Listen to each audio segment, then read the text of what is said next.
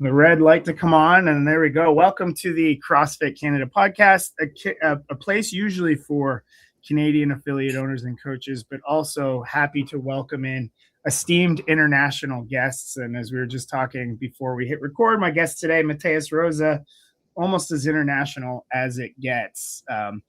We'll get into your story in a minute here, but Matheus, introduce yourself. Where are you from? Where are you now? And then that'll lead in the question of the day. The third question is your favorite food that you've had at your new location that you potentially either haven't had before or has been different. So let's start there. Let's go. So I'm Matheus Rosa. I'm a CrossFit level 4 from Brazil. And now I'm in London and I'm working in 3 gyms. We're going to talk about that. It's a group that brought me in, and then we have 3 different locations. And my favorite food I tried here, I think it was kind of a sandwich, like very traditional, that I went to a food market and I tried it, like with chicken, like 3 different types of cheese. And the guy was just said, "Hey, this is the best sandwich in London. Come and try." And like I tried it, and so far it wasn't my best sandwich in London.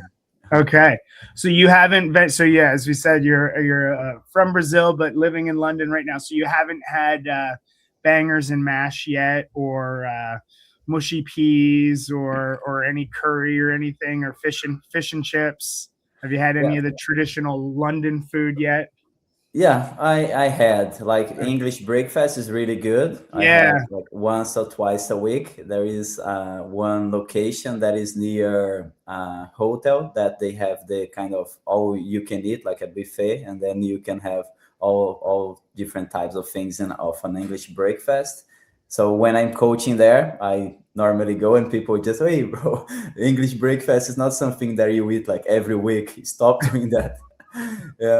Because what is it? It's like bacon, eggs, sausages, beans, bread. Is hash brown, potatoes, potatoes, bacon. Yeah, and that's it. And you're like, I need a calorie load. I got a big day, bro. Let's go. Yeah. One thing that I've been doing a lot here, I've been cycling around like maybe an hour a day or more.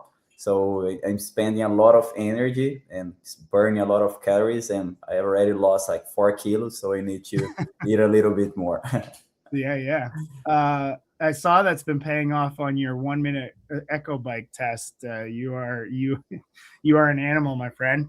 But yeah, I mean, when we first met, you were still living in Brazil, and so correct me if I'm wrong. Were you the first level 4 in Brazil? It was Fran. She is a level 4 from Brazil, and she's living in Australia. She was the first one, and I was the second one. So she was the first woman, and then I was the first man, like a month apart from each other. Yeah. So let's I mean, not start there, but because it's like even the middle of your story. But and then as we're recording this, it's early June, so we're now in the midst of the new online level 4, which Brazil is absolutely crushing it. But you passed the original level 4. Well, the original, the one before that, the in-person one. So you had to fly from Brazil somewhere. So where did you go to do your in-person evaluation? So I went to Boulder, Colorado. In CrossFit Roots, being evaluated by Nicole Christensen and Jenny Orr and that own gym. So yeah, you went into there. I was coaching their members, and they were evaluating me while I was doing that. I Metcon and like a heavy day. That's it. You went into the Lions Den and coached on their home court. Yeah, so this was something that I was a little bit kind of anxious about because, for example, I know that if I go to CrossFit Aurelia to coach a class, if I choose the wrong scaling for a member, you will know before it starts. If I just tell, I don't know, you have like Tom, and then you know that Tom cannot keep 10 toes to bar unbroken.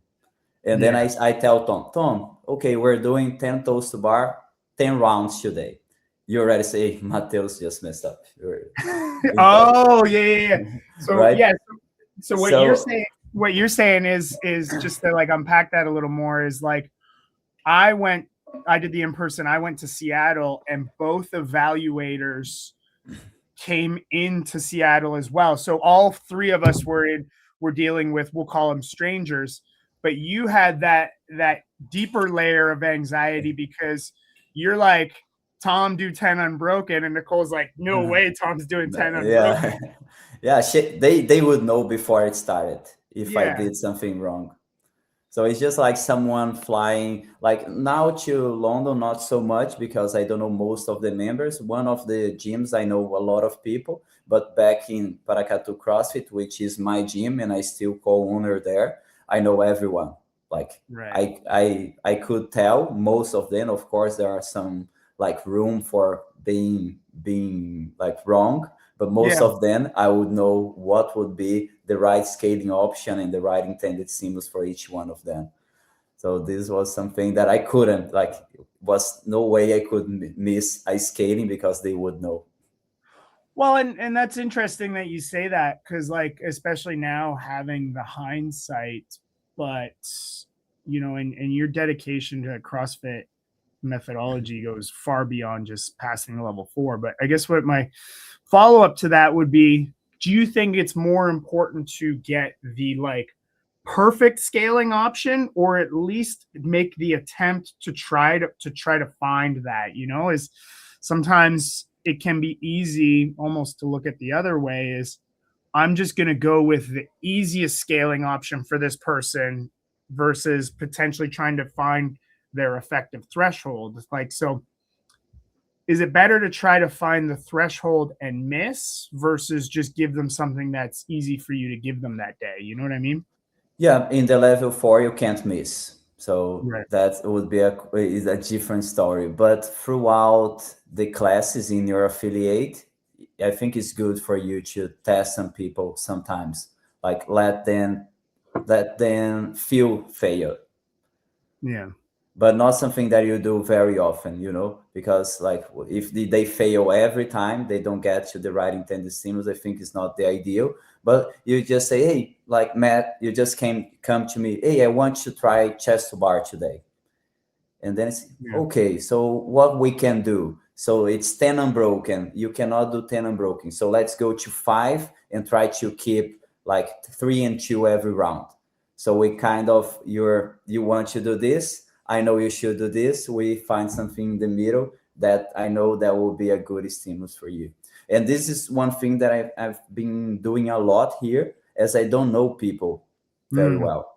Yeah. And I cannot just say, hey, you will not do that. So I always try, hey, what do you think about us doing that? Do you think would be like a nice challenge? And then the person gives me, so it's kind of a conversation, and then we get to a point where like I'm happy and the person is also happy with the challenge.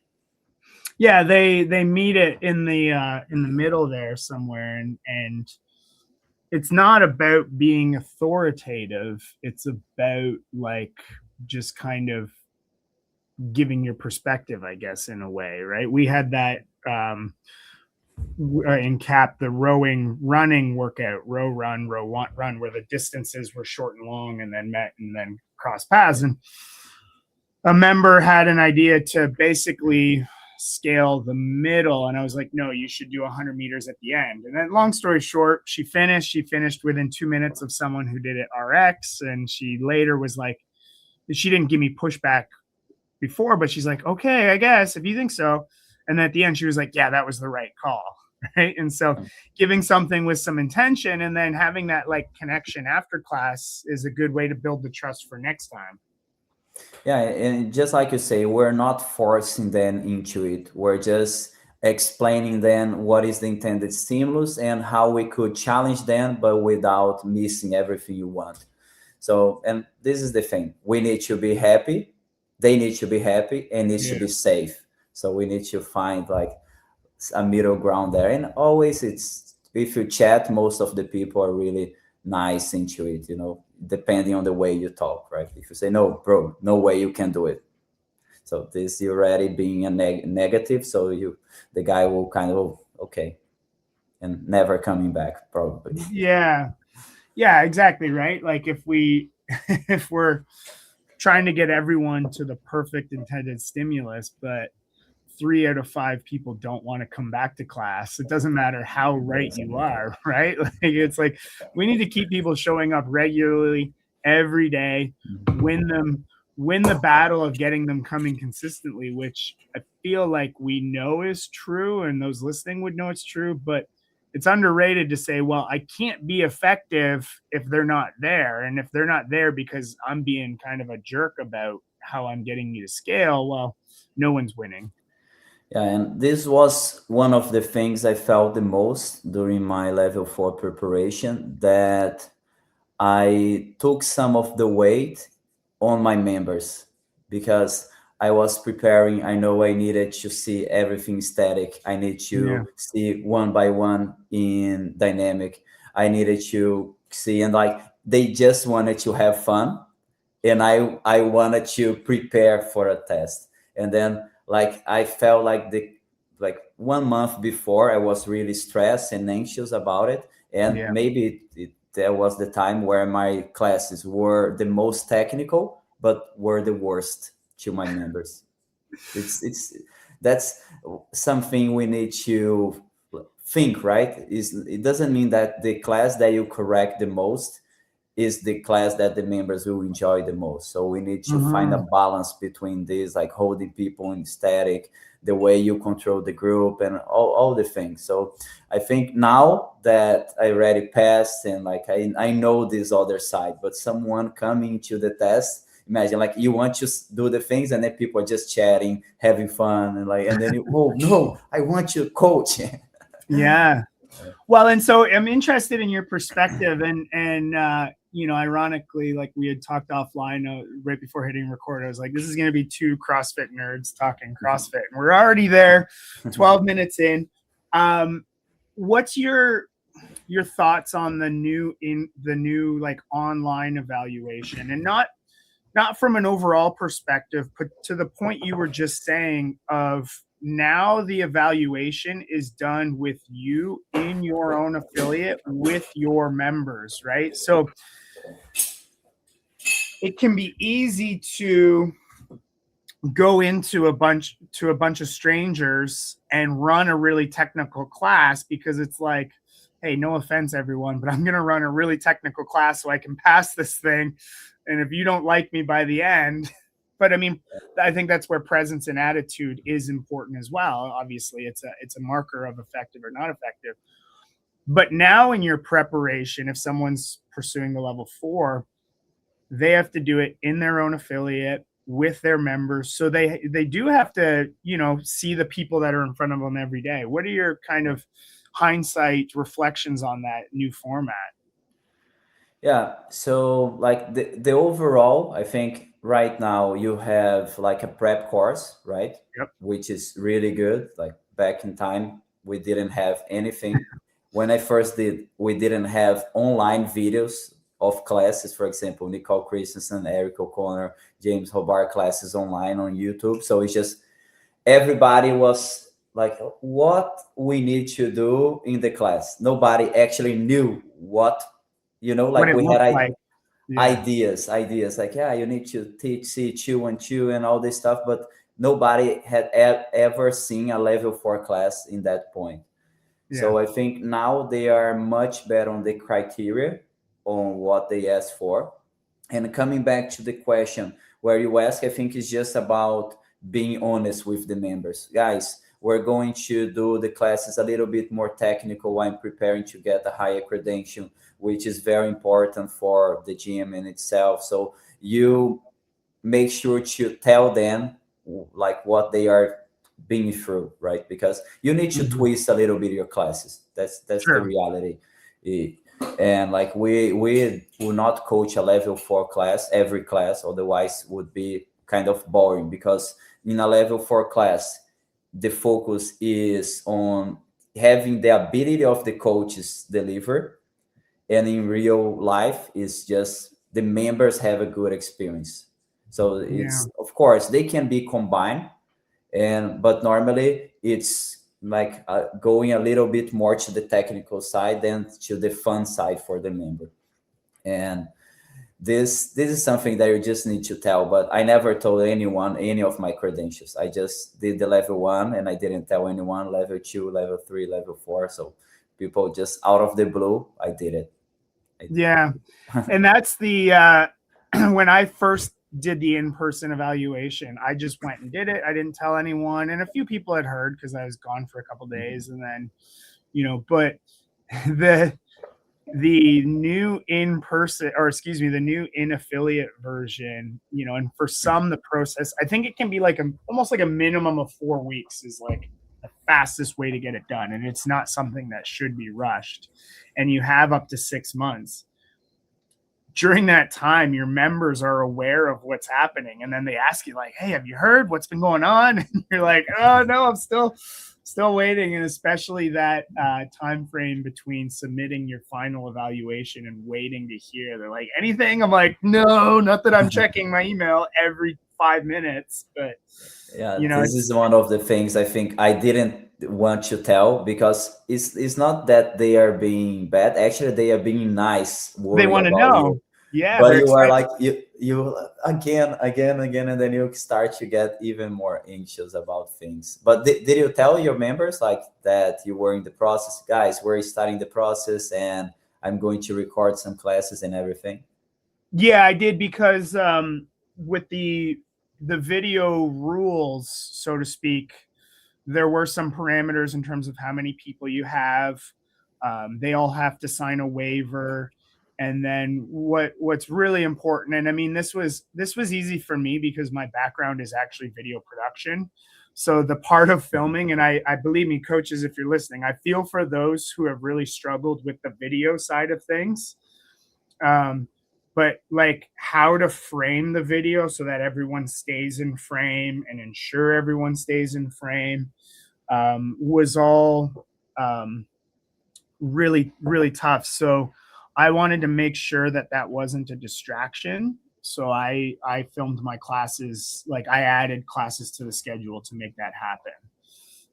I just put them in PushPress, our booking software, and said, hey guys, like there's a class Sunday. It'll be a little different because we're recording, but it should feel like a regular class.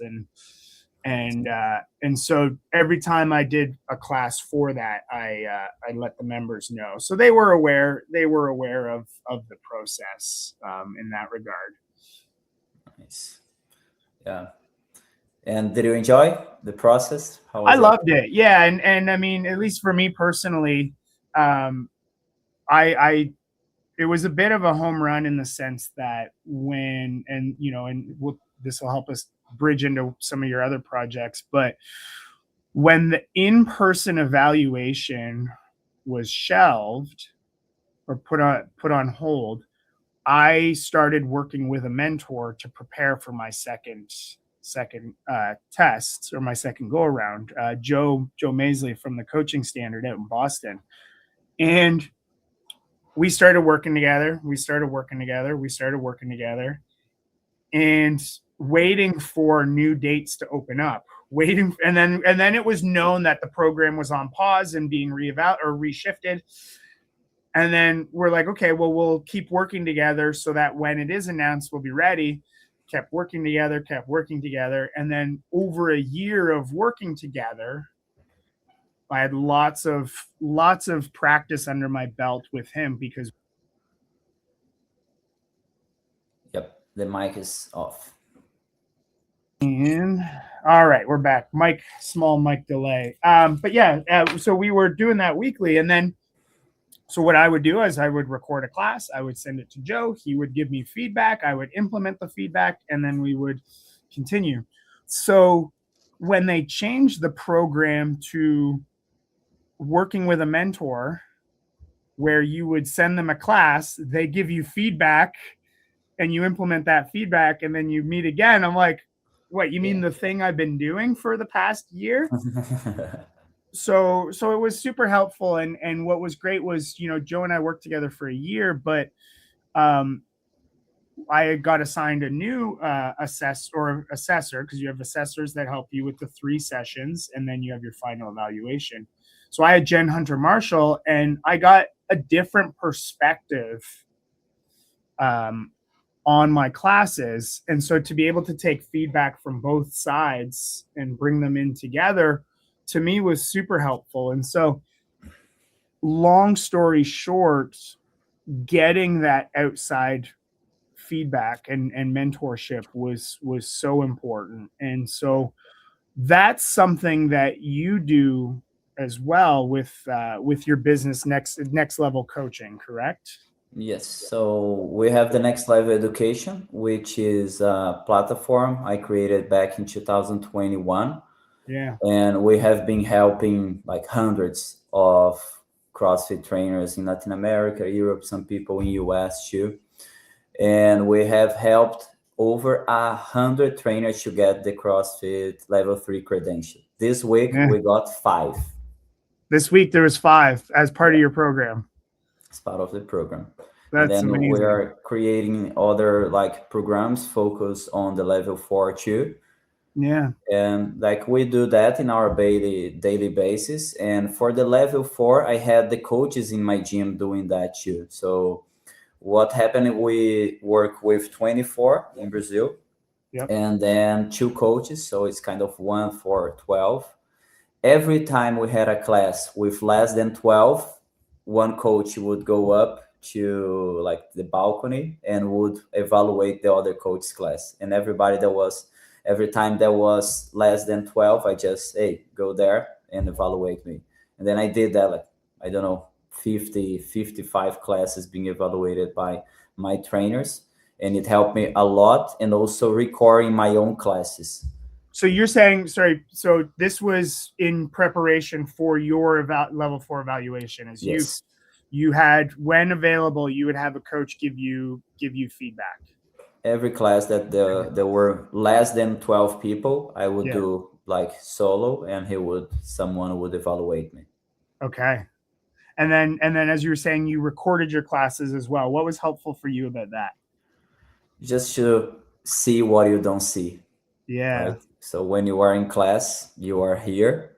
There are other things happening like just next to you that you don't see. And some stupid things, right? And also like when you record, I think now you may be used to, but the way you sound, the way you walk, the way you do everything, you say, why am I walking like that? Why am I talking like that? And then you start to just see things that we don't see, right? We have a very like narrow vision. Once we record, we have a much broader vision of what is our class really. Yeah, and so what's interesting about that is like being in Brazil, you didn't necessarily have access to mentorship either directly, like someone close by.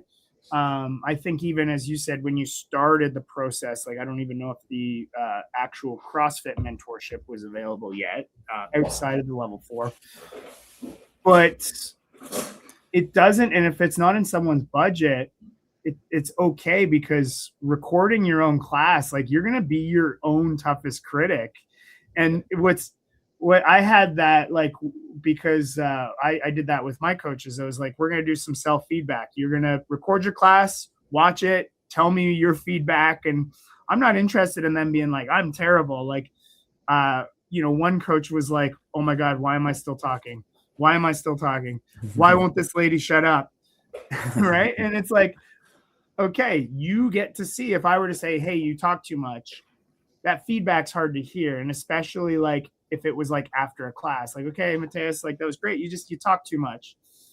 And it's like, do I though? And then, but if you watch the video, you're going to be like 5 times harder on yourself than anyone else would be, where you're like, okay, I got to talk a little less.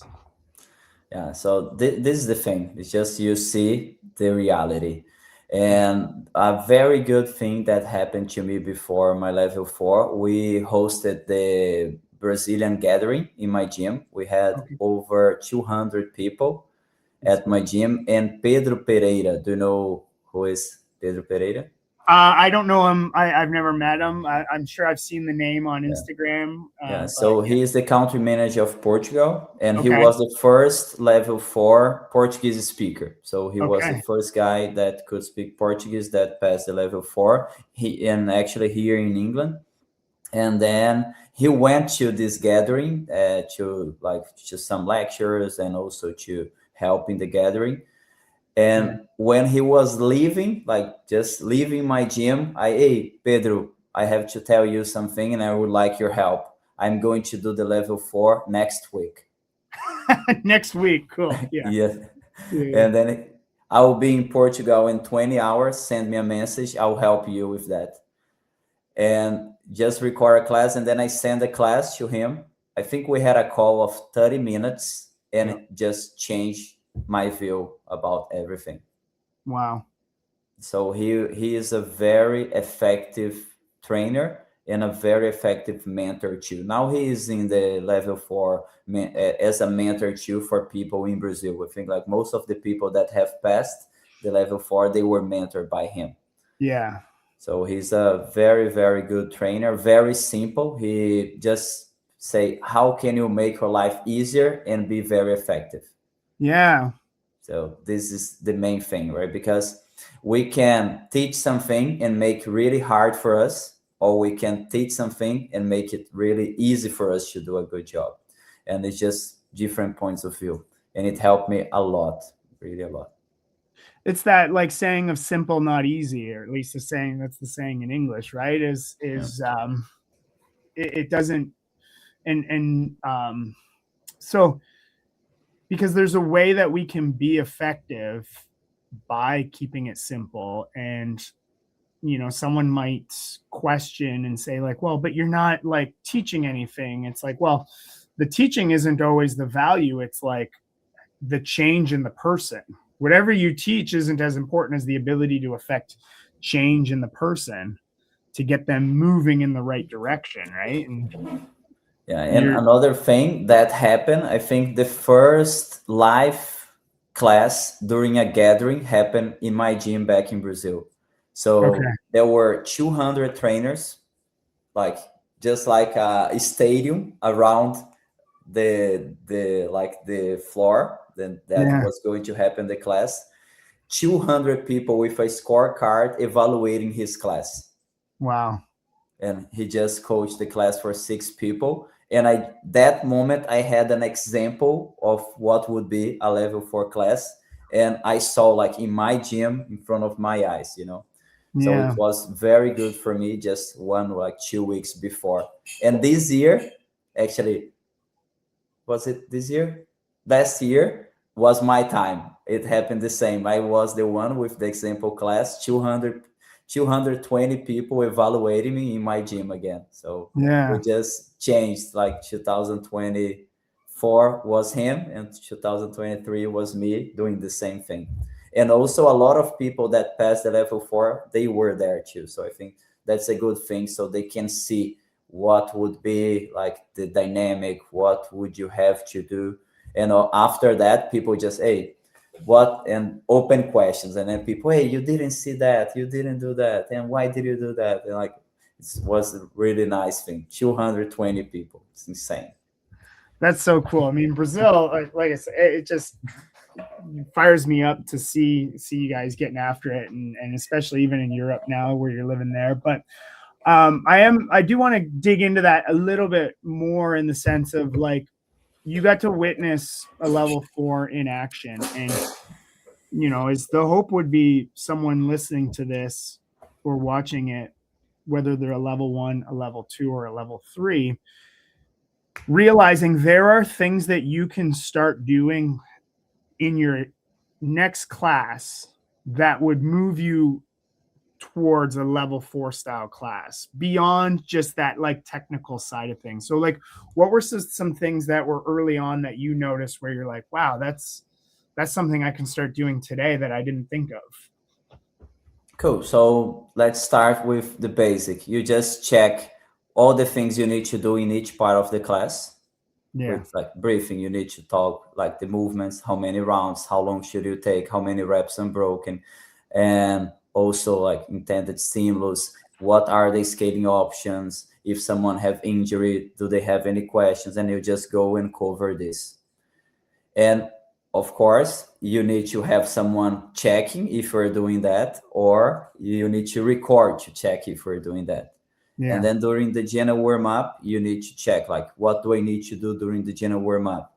A very good idea is already start to put movements that has the most important points of performance related to what you have to teach during that day.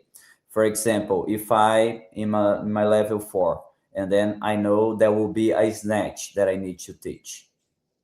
Of course, you need to see a good morning, you need to see some deadlift, you can put some overhead holds, some PVC pass through overhead lunges, so you can correct, but in a like a light environment, because you can just go there, you don't need to fix everyone at the same time, you just keep going.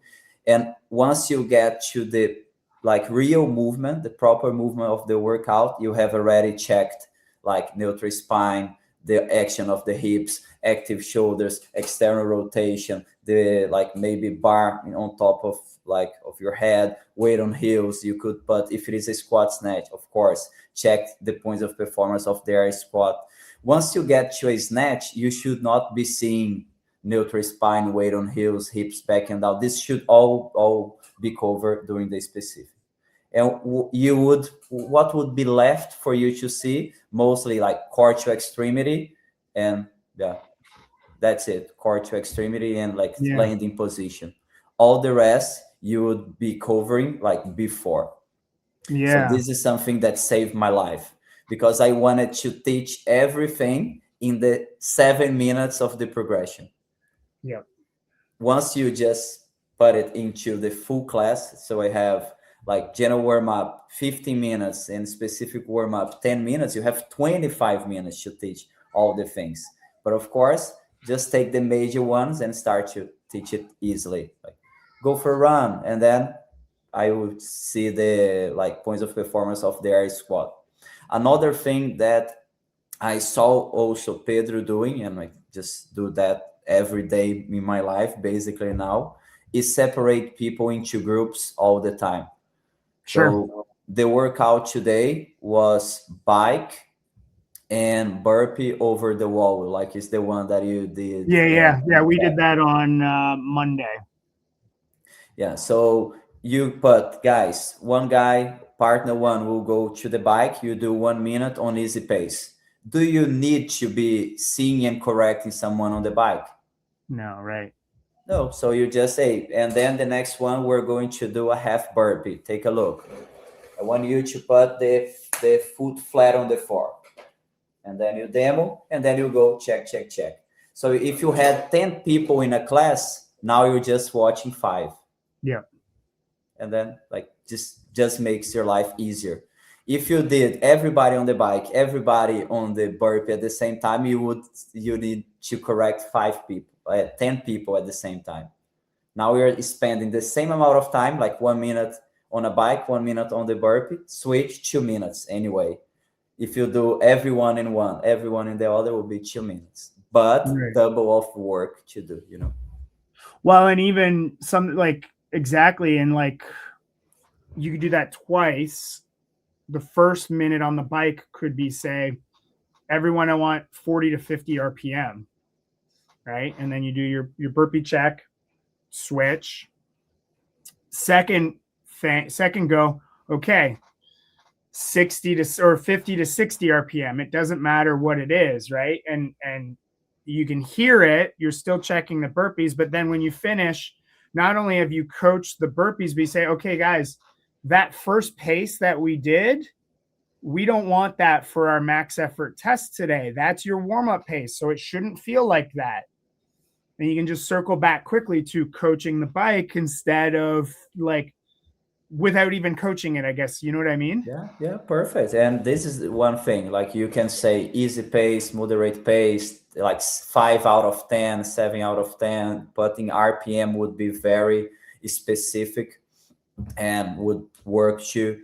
So it's just guiding the people. And if you have some like implementing some movements that you don't need to be coaching all the time, so you can focus on the movements that are going to make the biggest difference in the class. For example, a plank, you can just, hey, everybody go to a plank, look like this. And then you just scan if everyone is in the right position. That's it, guys. 30 seconds there. People here, we're going to do push-ups. Look, and then you just go focus on the push-ups. So you just split the group. Will be much easier your life.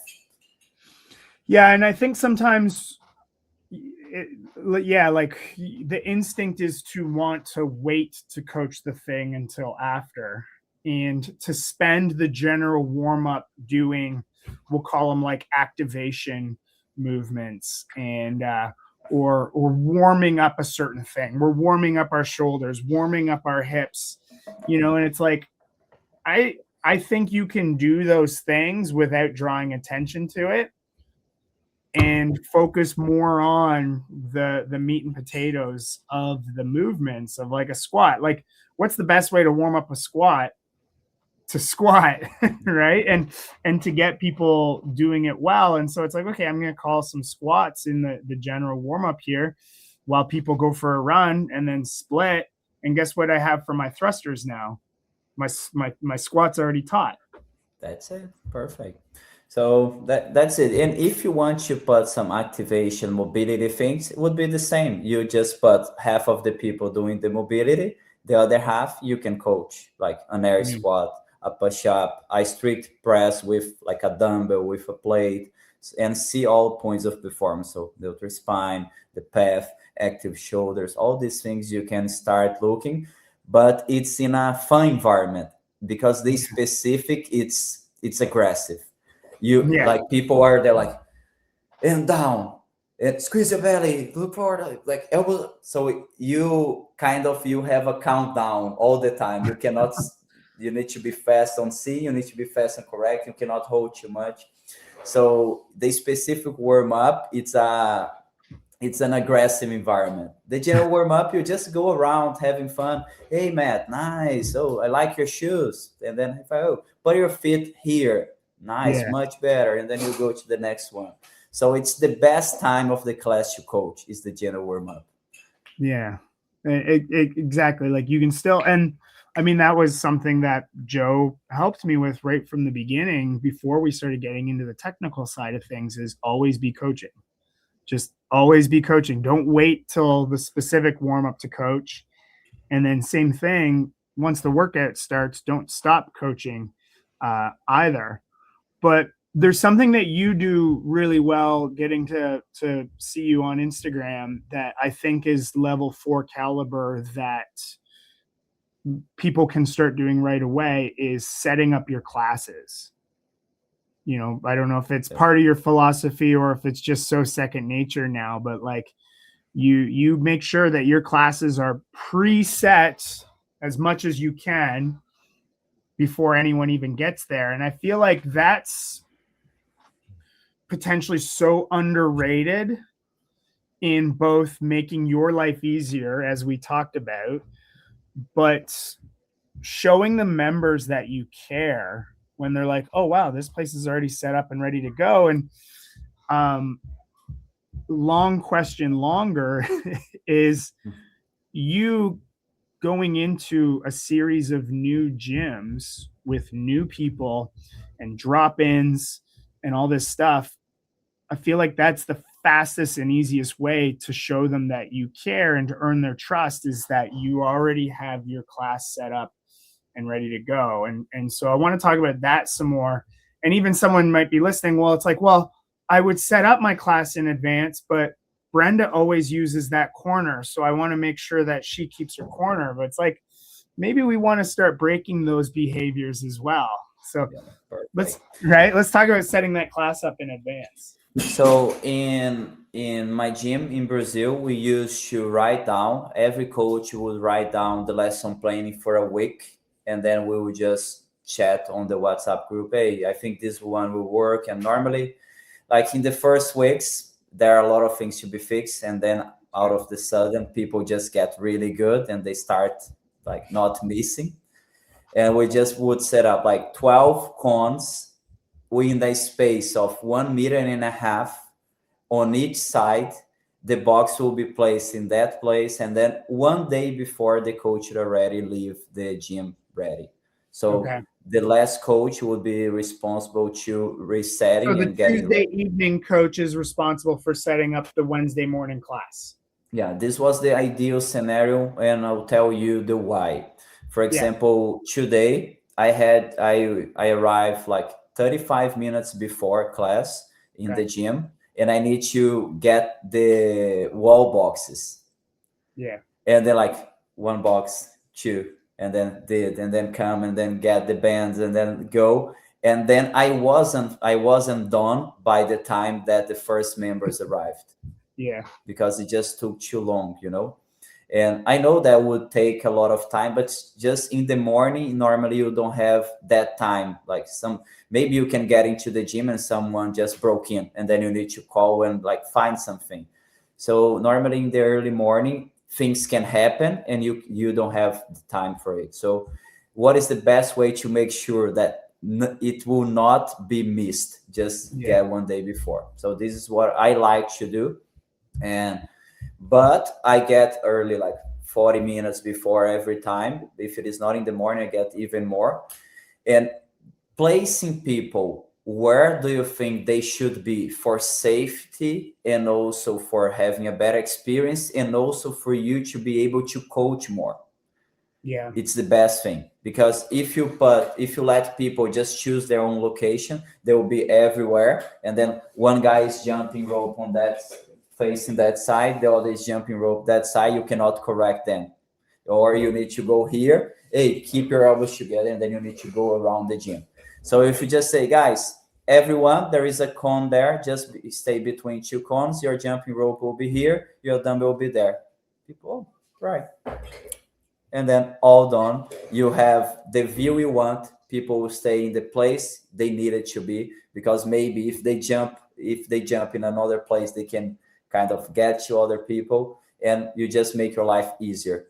And this also, if you don't put people in the right place, normally you cannot even coach. For example, double under. If you put people in the wrong place, you just cannot walk through, So this setup, it needs to be professional. I heard this on Sunday. I was coaching the rowing and burpee to plate. And then a member got into the gym and said, oh, it looks professional. Like I have never met the girl, just like you said. So people can tell that you care, just showing them, like leaving the things ready. And I think it just makes a standard throughout the day. If like every classes you get there and it looks nice, it looks like people were thinking about you. It's just different, I can't stress enough like how important that little detail is, because as you said, it looks professional and it's noticeable, and that's what members come back for. Because I think sometimes they end up thinking, okay, well, how do I keep a member engaged? We're going to start doing questions of the day, or we're going to do a PR board, or we're going to do a goal review session. And it's not that those things aren't valuable, but they are not within. It's secondary to a CrossFit class. Like, what do people come to is a CrossFit class. And, we talked about the level 4, the criteria that's used, and you've already said it, is effective and not effective, right? Or whatnot. So something's either effective or not effective. Professionalism is actually a core value of CrossFit Aurelia. And I look at it in the same criteria of professional or not professional. And when we use that term not professional, I think we think of like coaching without a shirt on, or in bare feet, or something like something that seems like, oh, that should be reprimanded. But if we just strive for like a professional class is set up in advance, we tell the members where to go, it shows we care, and then anything outside of that is not as professional as that. and it gets us thinking about it in a different way, and then it gets people wanting to show up to do the class, which is our core product. Agree, 100%. So it's just about maximizing the experience. If people get there and then you say, get a box, people are just spending 5 minutes out of a class that you could do that. It's like 25 minutes of your day. Yeah. That is going to have like a member experience, like for the whole day, much better for people. Will be easier for the next coach. Will like save time in everyone's class. So it's just things that are very simple and makes a huge impact on the experience. So if they come just to have fun, just to work out, just to chat, we're just delivering a good service. Well, and what's interesting about that, like I didn't think about this till you had already said it, but like the CrossFit Games are coming up, right? And Dave Castro puts a lot of thought into the viewing experience of the CrossFit Games. And part of that is movement stations. This is the rowing station. This is the dumbbell station. This is the tote bar station. And many times we can be used to John having his station, Steve having his station, right? And so that makes the coaching hard because you're looking everywhere, versus if you in your class implement, here's the rowing station, here's the dumbbell station, here's the gymnastics station, well, then you can see better, but you can actually start to have more people in your class more effectively. 100%. I got like, there was something that had a huge impact.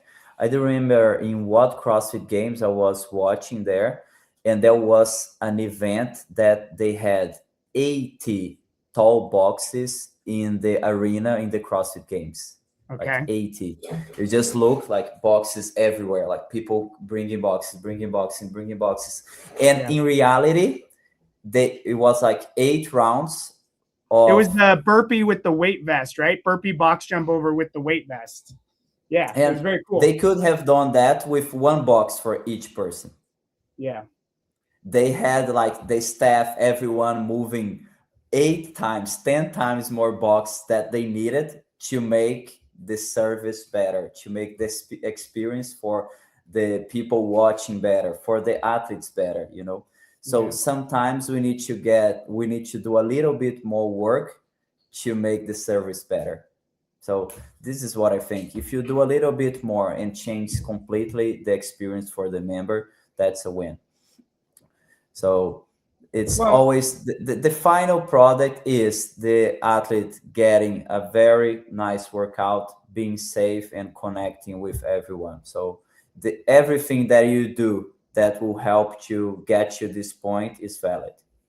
Well, and going back to how we started talking about this with like the stimulus of the workout is, if everyone has their own little station, it can be hard to keep track of where everyone is, and hard to keep track of if someone's falling behind. But if you have these movement stations, just like you would see in a fitness race at the CrossFit Games, like, oh, Colton Martins is trailing, right? Well, Betty's trailing, and then you don't have to be authoritative, like we talked about. It's like, hey, Betty, why don't on the next road, let's cut your calories from 20 to 15. And she's like, oh, thank God. Okay, that's great. Right. And so now we've saved her early instead of letting her flounder throughout the whole workout. She's grateful for it. And then all of a sudden she starts catching up and she doesn't feel like she's dragging behind everyone. So Betty's within the stimulus. She's received personalized coaching in the workout, and she gets to be part of the group again. Right? And it all stems from the same principles. Yeah. So this is one of the nicest thing for me, for being able to be in different boxes. Like in the last year, I've been traveling around Brazil to give like the seminars of Next Level, and I have coached in all different gyms. So some gyms you can do like stations, some gyms the rig is in the middle and then you need to go. Some gyms the rig is just in one side. So this idea of having the rig station, the bar station, the jumping rope station is really good. For example, my gym in Brazil, we can't do that because the rig is just on one side. So this you need to come before. That's like why in the old level 4, we needed to get there before and see what would happen. Another fun fact, in CrossFit Roots, they have 2 rigs. Yeah, they're kind of offset. Yes, and then I came one day before and I asked, I think it was Eric, the Nicole Christensen's husband. Oh, sure. Or I don't remember who it was, but he said, normally the level 4 happens there, so you're probably going to coach there. And then I got everything ready to that side because I remember the equipment that I needed would be better on that side, and then I already planned everything. And then when I did mine, sorry to cut you off, is I emailed Jesse Ward for pictures of the gym, and then I went on Google, and he had a 3D tour of inside the gym done 2 years earlier. So I was literally able to like on Google Maps inside his gym, pick and move everything. So I created a paper map of the gym for that exact reason. So, so I know how important that is, but carry on. Yeah. And then 10 minutes before the exam, Jenny you're going to do the class there. And he said, no, please. I already organized it. No, but normally it happens there. And then I talked to her and she let me do on the other side. But they are very, very similar, but kind of the subtle things I had already planned to that side would work anyway. But I think it would have a little bit more time in transition to get some material. But it was and in that point, you're just I have traveled 20 hours. I think it was my second English class in my life. Wow. So, in second English class in my life. The first one was a week before, because I went to the games and then I spent some time there to do it. So it was a nice experience. And one thing that you say there is something that I try to keep in mind. Normally we do our best when someone is watching or when we're going to do an evaluation. What I try to do is that imagine if someone were watching you, for example, someone you really admire, what would you do for this class? And you just do it, in the daily basis, because the people that you should be worrying about is the people that are going to your class. Right. So normally we get to the comfort zone of, okay, these people is the same as always. So just think, if I was planning to do a level 4 experience, not technical thinking, evaluating me, but a professional experience for the members, what would I do? So do it. It's not something complex. Hire or get some new ropes and stuff. Just with the things you have, what can you do to make this a good experience? And this is what I do. So I have 4 things. You study what you need to teach. If I have front squat, I know that I need to teach points of performance of the air squat. So neutral spine, weight on heels, range of motion, hips back and down, is out. If I'm going to teach the rower, I know I need to know what is the catch, what is the drive, what is the finish, what is the recovery. And then you study that to know what you're talking about. And then you plan how you're going to do that. So how long do I have? How many people will be in class? What is the layout? And all these things. And then you apply what you planned. And then you evaluate how was it, if it went as you thought it would. And in this point, you need to be recording, or you need to have someone watching you. This would be the ideal scenario. Or if it is in your daily basis, just reflect. Did I see everyone? Did I talk to most of the people? Was it good to teach, see, and correct people? Did I group that? So all these 4 things just keeps you not in the comfort zone, because you're always studying, you're always planning, and you're always mostly evaluating and reflecting the things you have been doing. So this is what I try to do daily basis. Some weeks we can do that very well. Some weeks we're not like in the best or like busy, but still, if you're trying to do, I think you're already in a very good place.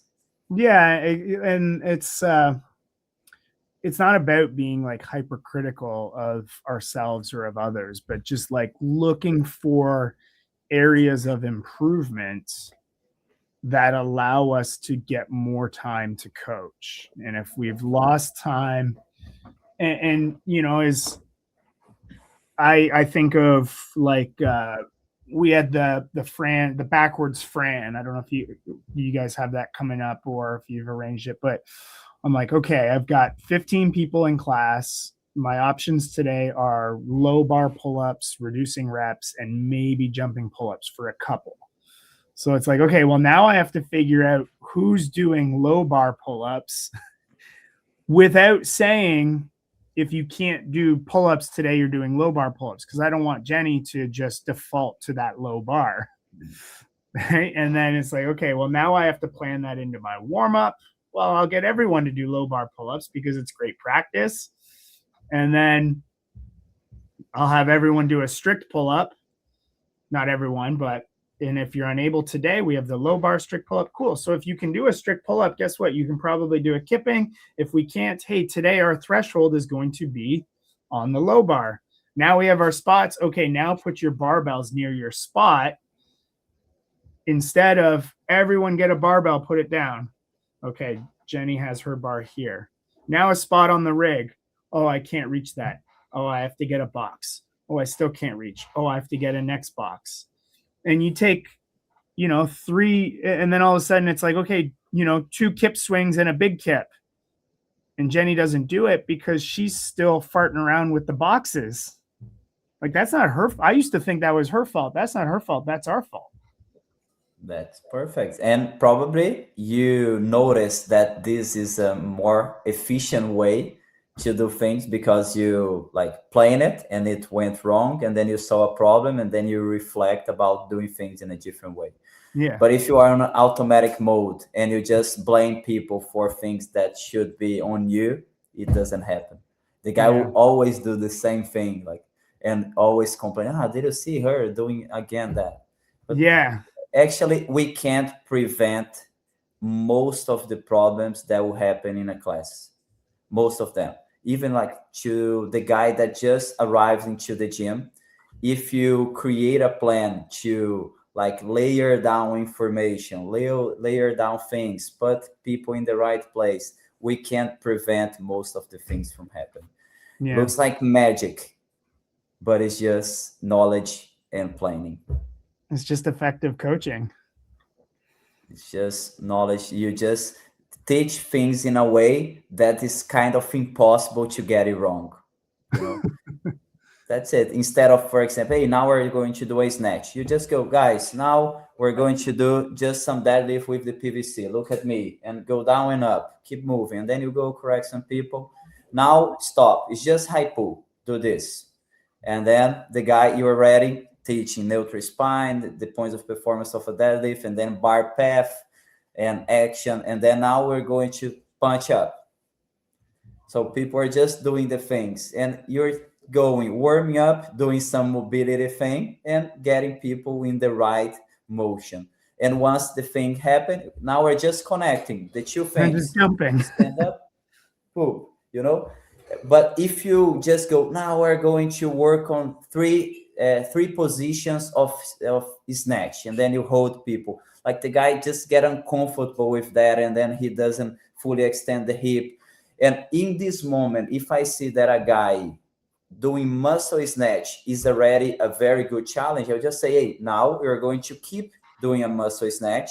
I'm going to tell the guys to jump. Don't jump. Our focus is now this. Stand up, big punch.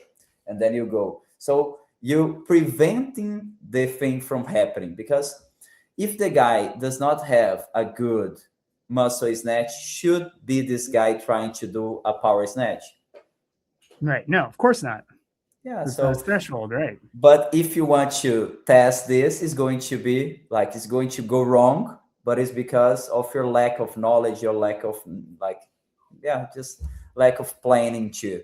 So things can happen very smoothly during a class if you study and plan enough to do that and make enough mistakes to learn from them during your life. So I've been in CrossFit for 12 years and Yeah. I've been reflecting my mistakes and people's mistakes for a long time. So I most of the times I get right, and when I get wrong, I just say, hey, I messed up. Now I'm going to change that. Yeah, much better. And if there is another coach coming for coaching other class, hey guys, I did this, didn't go right. Let's go this way. I think it's the best option. So yeah, it's just, and I mean, it's all just based on the scripture, right? Like what you just described was mechanics, consistency, and intensity. And as Nicole Carroll says, the coach is the force multiplier, meaning the missing part of saying, let's say it's John. Hey, John, I'm gonna have you stay with a muscle snatch here. When I say jump, you're gonna squeeze your bum really hard, right? And then so he does it, right? Yeah, Matt, great jump. You too, Matheus. Yeah, John, that bum squeeze. Hell yeah, dude, keep that up, right? And then just boom, boom, boom. He's still included, and he's doing something right, even if he wants to do something heavier or harder. Is you can still have him leave saying, you did these things really well, instead of saying, oh, I really struggled with this, and this. positive coaching. Always say what you like. People will react much better saying like hearing the things that they did well than you like just criticizing things they didn't do, you know. Yeah. It's just like kids. If you say, hey, good job on that, say, hey, don't do that. The kid would just say, right. Constantly. I'm always doing something wrong. Yeah. So if you, that's the thing about overcoaching beginners too. Normally it happens because we just picked something that he's not ready to do yet. Yeah. And then you just need to be, hey, remember that. Hey, the guy has this. We're going to start from the knees and then stand up. It's just a hang muscle snatch. Works great too. If it is too hard, just get a dumbbell snatch. So just give something that the guy will still do some work, will still have to focus about hips and arms and keep moving. Because if you give the challenge like something that is higher than the capacity of the guy, he will just be like frustrated because he's not being able to do. You'll be frustrated because the guy is not doing the way you like him to do, and like just get everyone in a coach. You want to be a good coach, so now you're constantly on this person, right? And as you said, overcoaching, like that's one of the worst things you can do to a beginner because they feel out of place, they feel frustrated, they feel like potentially bullied or picked on even, as opposed to like, hey, he's got a PVC at the very least. If he does it wrong, he's not going to hurt himself. So I'm going to give him no attention in a way, you know, not right. But yeah. I think the guys preparing for the level 4, they told me the article that I wrote about heavy days is in the level 4 preparation, right? Oh, like, amazing. Yeah. Coaching heavy days when the movement breaks down. So this is about what we could do with someone that simply cannot do an overhead squat and is an overhead squat day. Right. And then like we have some options, but basically is stick to mechanic consistency and intensity. So you just give a PVC for the guy and he stay 1 hour practicing with a PVC. The other one you avoid completely. Hey, the guy cannot put the load overhead. We're just going for front squat. And the other one is in the middle. So you put the guy to practice, but during the heavy day itself, you just switch to something that he can work heavy, but he worked like 30 minutes on his weakness as well. So he can experience going heavy. He can experience like practicing his weakness. He can experience like doing everything. So like, and there are multiple ways to do that. You don't need to change the movement, but sometimes you can just change the implement. It's sometimes we think what is the right, like, what should I do Perfect. about Yeah. this? But sometimes we forget to think, what would I like to do if I was a beginner coming to a class? Would I like to be 1 hour lifting a PVC overhead? Yeah, probably not, right? Like, Exactly. makes no sense. And like, if we really think, is this 1 hour making the guy throw, like, use a PVC is going to make this guy better in life, you know? So we Yeah. need to reflect that. And mostly, will this guy come back the next day if we just put the guy to, like, over there, go lower, stand your arms. Yeah. It's just some people will take a lot of time. So we need to manage the how we face the challenge, but Yeah. also how we deliver a good experience and make the guy feel like he's getting better, not like he's a piece of just the guy go there, see everyone lifting 100 kilos and he's suffering and like being corrected with a PVC for 30 minutes. Yeah. No, because exactly. CrossFit done perfectly isn't as important as getting the people fitter and healthier overall. And that takes planning and preparation. And that's what effective coaching is. And I feel like that's a great time to end. So on that note, 3, 2, 1, time.